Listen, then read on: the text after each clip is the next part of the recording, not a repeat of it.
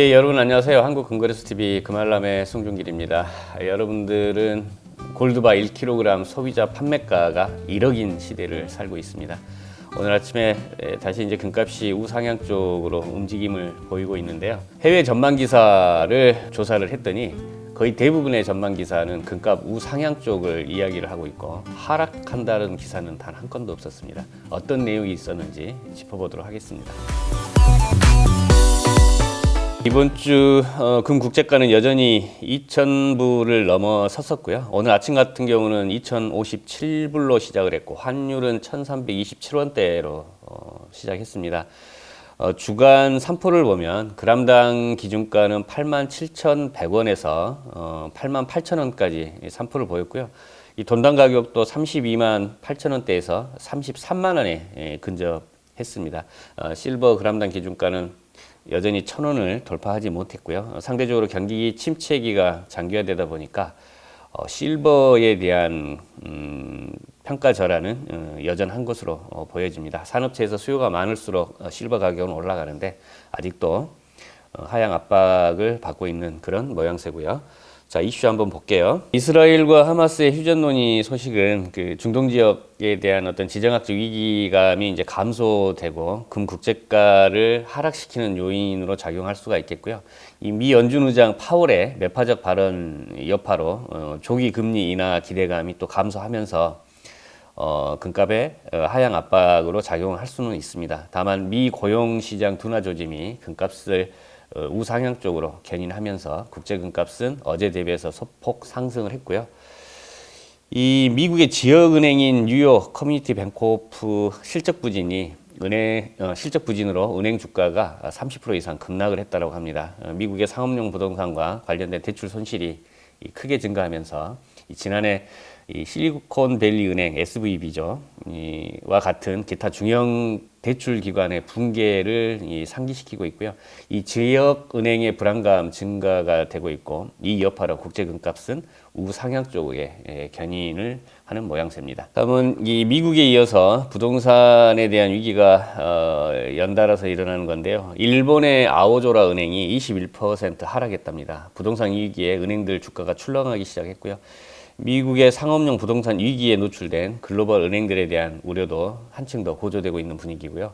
이 아오조라 은행이 보유한 자산의 상당 부분이 해외 부동산 대출에 노출된 것도 이 주가 하락의 원인으로 지목되고 있습니다. 4조엔, 우리나라 돈으로 약 37조 원 규모의 대출 장부 3분의 1 이상이 해외 부동산 대출로 구성이 되어 있고요. 이 자금이 아마도 이제 미국 쪽으로 유입된 것 같고 미국 오피스 대출은 지난 12월 기준 18억 9천 달러 약 2조 원을 기록을 하고 있답니다. 연달아서 말씀드리겠습니다만 부동산 문제는 일본, 미국 또 중국과도 연계되어 있고요. 우리나라도 여파가 미칠 수 있을 것으로 보여집니다. 다음 보겠습니다. 자, 주식 부동산 꼬꾸라지자 중국인 황금사랑 화할 부부터 이게 이제 우리나라 한국일보의 기사인데요. 이 중국이 황금 사냥에 나서고 있다. 부동산 침체와 꼬꾸라진 증시에 실망한 큰 손들 중심으로 이 금만한 게 없다라는 공감대가 형성된 결과라고 하고요. 이 금사재기, 중국의 금사재기는 앞으로 지속될 것으로 보고 있고요. 그 이유로서는 이 부동산 시장 침체와 증시 추락 등의 암울한 경제 사정이 이 중국인들의 금사재기 배경으로 꼽힌다라고 하고요. 이 중국 상하이 선전 증시의 시가총액 약 상위 300 종목으로 구성된 CSI 300 지수만 해도 5년 새 최저치로 떨어진 상태라고 합니다. 그래서 이 중국 투자자들은 증시와 부동산 시장 혼란에 이 피난처로서 금을 선택하고 있다라고 부연 설명하고 있고요.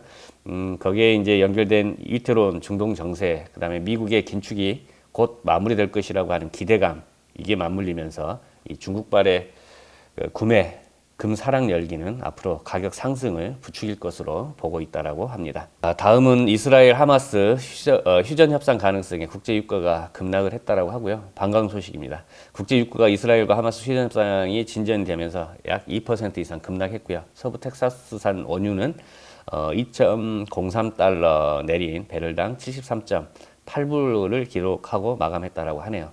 하지만 이제 최근 예멘에 기반을 둔 후티 반군이 홍해의 선박을 공격하면서 비용을 높이는 해서 석유 거래 차질을 우려시키는 그 행위가 아직 중단되어 있지 않기 때문에 앞으로 어떤 방향으로 전개될지는 지켜봐야 될 것 같습니다. 키코발 파월 연준 의장이 3월 금리 인하 가능성은 낮지만 급격한 노동 악화는 금리 인하를 앞당길 것으로 예상이 되어진다라고 하고 있고요.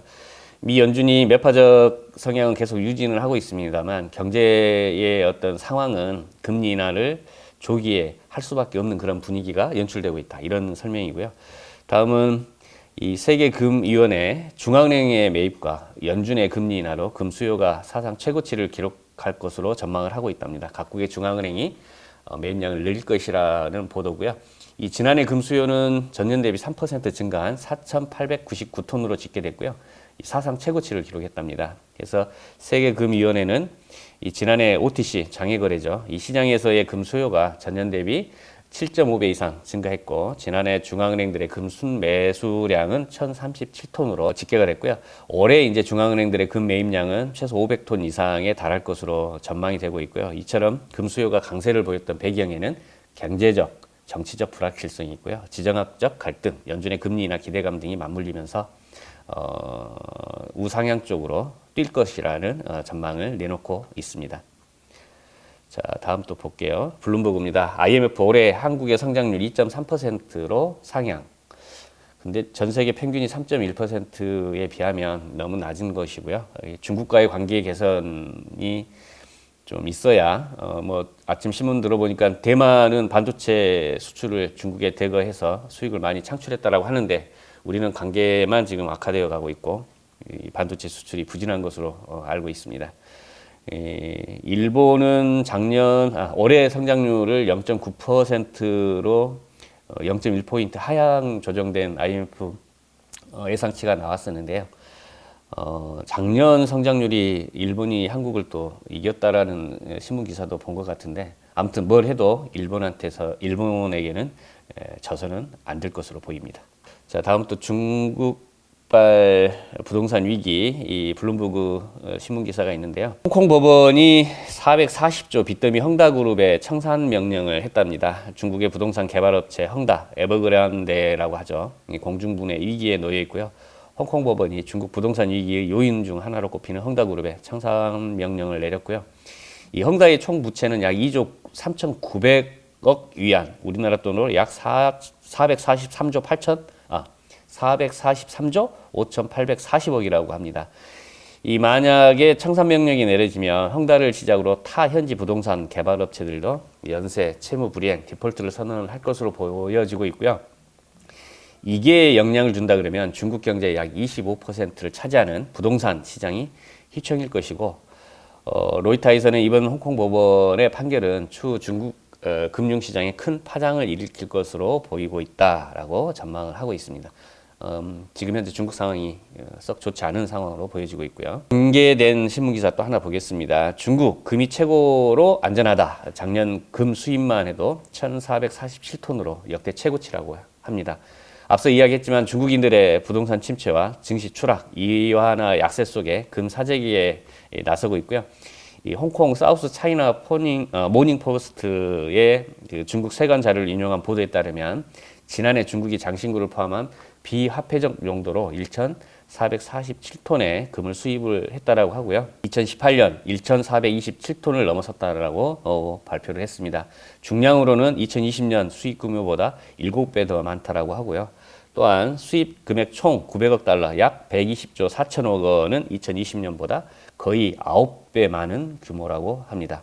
중국의 금 사재기 열풍, 많은 시사점이 있습니다. 대체적으로 대기업들은 상황이 그렇게 나쁘진 않은 것 같고 실적도 내는 것으로 보여집니다만 서민들 주머니 사정은 여의치 않은 것 같습니다.